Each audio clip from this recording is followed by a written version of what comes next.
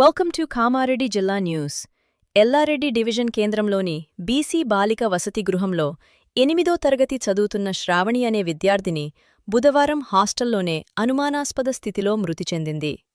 తెల్లవారుజామున వాష్రూంకు వెళ్లి వస్తుండగా కింద పడిపోయిందని, వడదెబ్బ, గుండెపోటు లేదా ఎవరైనా దాడి చేశారా అనే కోణాల్లో పోలీసులు దర్యాప్తు చేస్తున్నారు. మృతదేహాన్ని పోస్టుమార్టం నిమిత్తం ప్రభుత్వ ఆస్పత్రికి తరలించారు.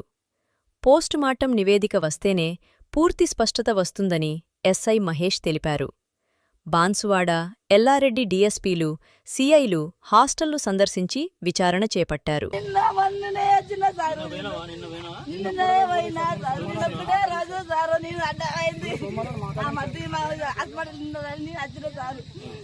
రోజు అన్ని ఇప్పించిన నా బిడ్డకు సామాన్లు లేవు అంటే సార్ అన్ని ఇప్పించి పోయినా. మొన్న సోమవారం సారు